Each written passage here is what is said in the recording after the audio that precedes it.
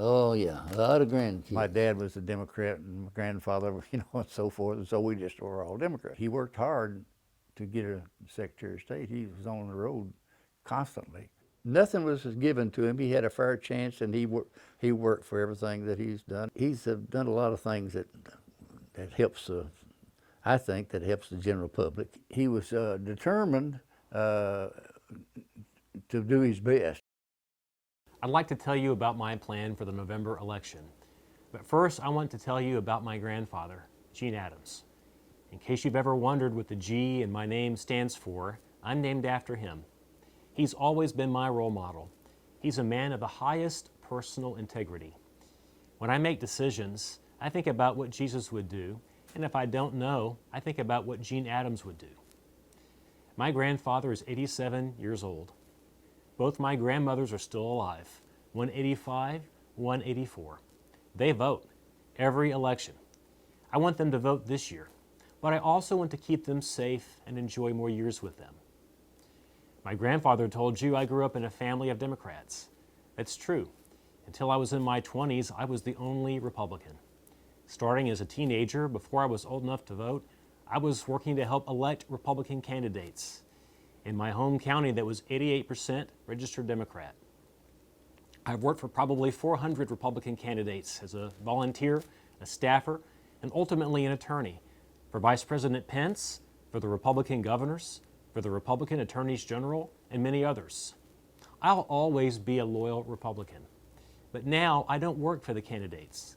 I work for the voters. The election plan for November puts voters first. Kentucky drew national praise for being the state best at conducting an election during this year's pandemic. I'm proud that with Kentucky at the bottom in so many areas, today Kentucky is number one in something, elections. But a record is not something to stand on, it's something to build on. And here is what's changed since the primary. First, we're scaling back absentee voting while protecting it for those who need it. If you're concerned about the risks of voting in person because of your age or your health condition, this plan lets you vote safely at home instead of being disenfranchised by a virus. But to protect this right, we cannot overload the postal system.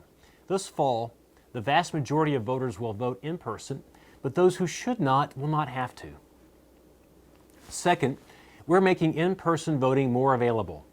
For the primary, most of our poll workers canceled on us, and we had fewer locations for in-person voting. This time, we're offering 3 weeks of early in-person voting, and then on Election Day, opening back up many of our usual precincts. My office set up a portal at govoteky.com to register volunteers to serve as poll workers. Some counties have already told me they expect to have every precinct back open for Election Day. Stay tuned, and we'll have more information soon about where you can vote in person. Third, we're going to have election results on election night. Usually, Kentucky is the first state to report its results for president, and I think that will be true this year. Although we won't have final results election night, the vast majority of votes will be counted and reported. Something else that's new for this election, photo ID to vote. Photo ID is what I ran on, won on, helped write, helped pass again over the governor's veto, and personally signed into law over the governor's veto. The final step was to successfully defend photo ID in court, which I've done. Now it is the law of the land. I was sued by the ACLU and other left-wing groups who tried to strike down photo ID to vote for this year's election. I fought back and won. I used my emergency powers to make 2 small, temporary changes to the photo ID law so no liberal judge would strike it down. First, the photo ID law already exempts various categories of people who can't get a photo ID. I added voters who can't get a photo ID because of COVID-19. Those voters will still need another approved form of ID to vote, and they'll have to sign an oath that goes to the grand jury. Second, voters who have a photo ID but due to COVID-19 cannot produce a photocopy of it, along with a written application for an absentee ballot, are now exempted from that requirement. The absentee ballot request portal at govoteky.com, however, makes these written applications unnecessary.